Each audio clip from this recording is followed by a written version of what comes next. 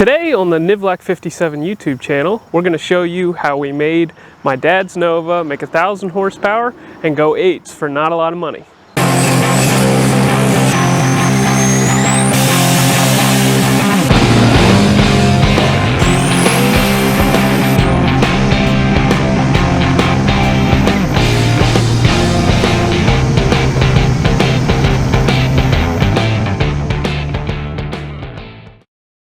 So in previous videos, you'll remember that we made 1,000 horsepower with this car.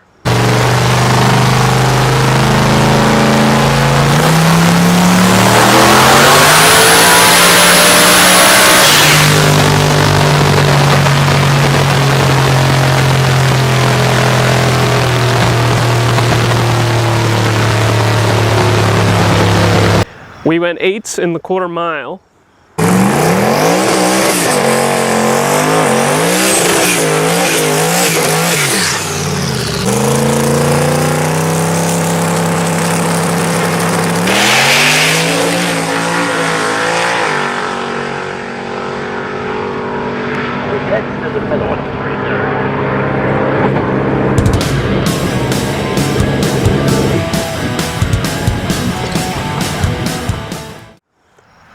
And we teased that we were going to try and go 7s. We haven't gotten there yet, but a lot of you asked for an overview of the car. So let's get started. First off, I'd like to start with the body. The body was purchased for $50 off of Craigslist. And as you can imagine, a $50 car has some blemishes.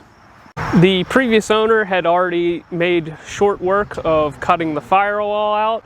He was taking a race car and turning it into a street car, and he wanted air conditioning, so he just hacked the front part of the firewall out so that he could weld it into his car, and he wasn't careful about it. This played to our advantage because we planned to set the firewall back and get the engine as far back as possible. Additionally, the car had some rust, some of which we fixed, some of which we just painted over with some olive green tractor paint. Don't judge, it's cheap. My dad has owned 23 Novas. You could say my dad's a Nova guy. And as you can imagine, he's accumulated some spare parts over the years. Therefore, we were able to easily take out of storage and install on the car all of the parts that we needed, just about. As you'll see as we continue on, we made as much effort as we could to make the car as light as possible without spending money. So let's go to the interior. In the interior of the car, we did as much as we could to remove as much of the original structure as possible. Then, when we installed the roll cage, we tied all of the sheet metal to the roll cage in order to give it some strength back. The idea here is you're adding lots of additional structure, which is required by the NHRA, which makes it so that you don't need all that additional structure that the factory put in. Essentially, the sheet metal is just there to hold stickers. Also, you'll notice a flea market purchased racing seat. We bought this from a dirt track flea market. There really isn't much to see here, and that's kind of the point. I guess while we're here, we'll talk about the engine management. We chose to go with a Megasquirt Gold Box on this car, and that is because we wanted to take advantage of the traction control that is offered on this box. So far it's been working pretty well, but we may look at upgrading to something else in the future. Another thing you'll notice here are these pockets, which my dad cut into the floor. This is the upper front 4-link mount, which ties directly into the cage, which provides a lot of support in order to keep the rear suspension rigid and take all that horsepower. I guess that's a good segue to move on to the rear of the car, where you'll see a 4-link conversion. Underneath the car, you'll notice that there is a Ford 9-inch installed. We did this because they can be found very cheap and they have been very well sorted. Additionally, my dad did a 4-link conversion on the rear. These cars are originally leaf spring cars, and we basically used the front leaf spring mount as the front 4-link mount for the lower 4-link bars and then my dad made brackets to hold the front upper 4-link mounts inside of the car, as we showed earlier. The 9-inch specifically is a nodular iron case, and at the time of the 8-second quarter miles and the 1,000 horsepower, it had 3.64 gear ratio. We recently converted the car to 315 gears, which we had our buddy Denny Craybill set up in our efforts to try and make this thing go 7s. Additionally, moving forward, we have a drive shaft that is built to take 1,000 horsepower. This is very important. You should definitely consider drive shaft strength when you're pushing these kind of power numbers. And a Turbo 400. This is another unloved component that most people just want to work and are so focused on making the engine make power that they neglect this, but it is a built TH400. It was built by our buddy Tim Meyer. Him and his dad have years and years of experience with a multitude of transmissions, and they really know how to make them right. So let's move on to the trunk of the car. So this is another area where we have chosen to save as much weight as possible. We decided to pin on the trunk, as you can see in the 4 corners. The idea is hinges and latches are heavy, and pins are very small and light, and basically perform the same task. So let's get this thing off and we'll show you what's underneath.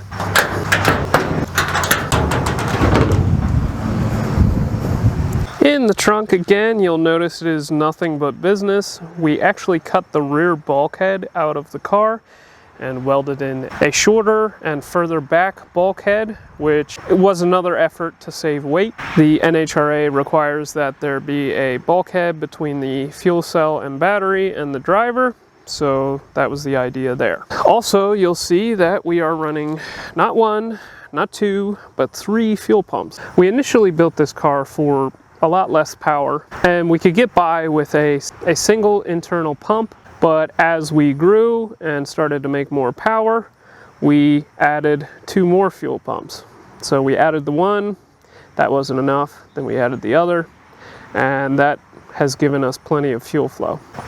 Everything wires together here at the front, and it goes into our 3/4 inch stainless hard line, which runs the length of the car. So without further ado, let's move on to what everyone's been waiting for, which is under the hood. In the front, we chose to go with something that would save a bunch of weight again, which is a fiberglass front end. We picked this up for $100 from a flea market. We're frugal guys, we look for the deals. We're usually the first ones there and the last ones to leave. In this case, we were one of the first people there, and we found this fiberglass front end for $100. The thing had all sorts of issues with it. The previous owner had trimmed the thing crooked, so it sat there crooked, so we ended up having to shorten the one side to make it line up how it should from the factory. So as a consequence of that, this front end is about a 1/2 inch shorter than a normal Nova front end. We have a couple mottos around the shop. One of them is "weight is the enemy," and this is another example of that. All right, enough stalling. Let's get this hood off.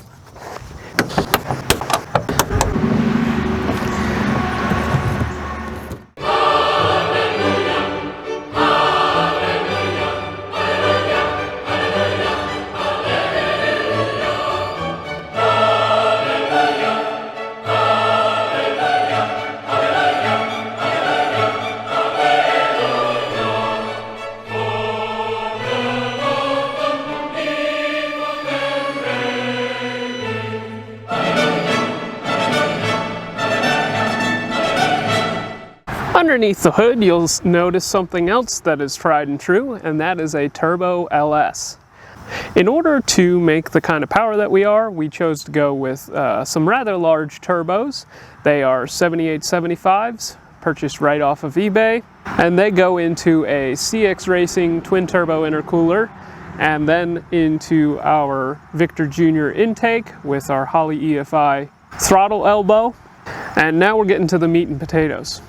In order to make the turbo kit, we used an LS4 manifold on the driver's side and a Chevy truck manifold on the passenger side. We chose to go with a aluminum downpipes, and that was another effort to save as much weight as possible. Big thanks to Monkey Fab Garage for the trim rings for the exhaust cutouts on the front end. Moving on to the engine, it is a Destroked 6-liter. This is the infamous engine that everybody talks about. As a lot of you know, a lot of the LS parts interchange, and because of that, you can take the 4.8-liter crank and stick it into other engine blocks. So what we did is we took a aluminum 6-liter engine block and we stuck a 4.8-liter crank, some stock 4.8-liter connecting rods, and in order to make the piston happen, what we did was we bought a used LS2 off of Facebook Marketplace.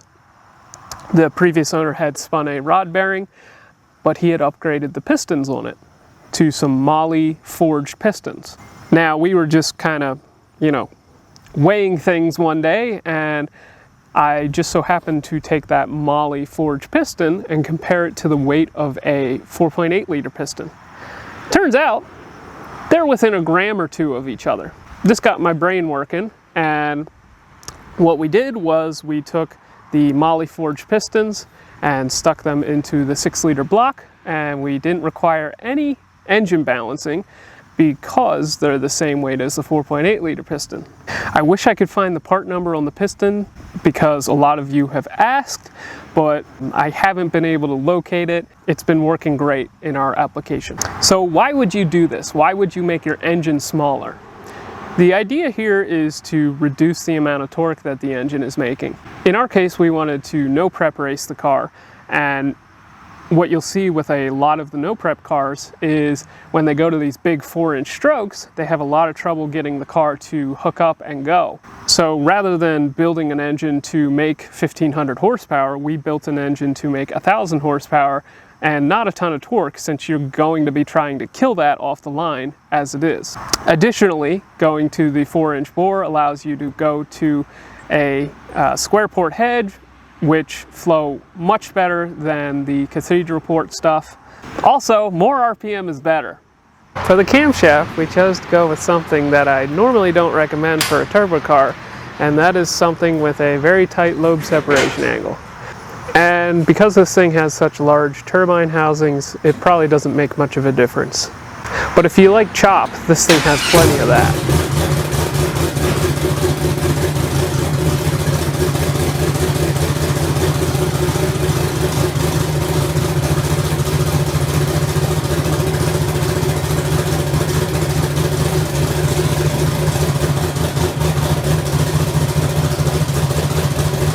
I want to give one more big thanks here, and that is to Snake Eater Performance for the 1500cc injectors.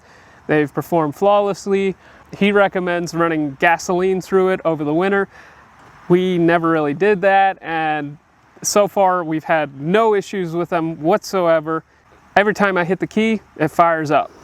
So I hope you guys enjoyed today's video, and if you have any more questions, make sure you leave them down below in the comments, and I'll try to answer them. Make sure you look forward to future videos where we try to make this car go 7s. Make sure you like and subscribe, and we'll see you in the next one.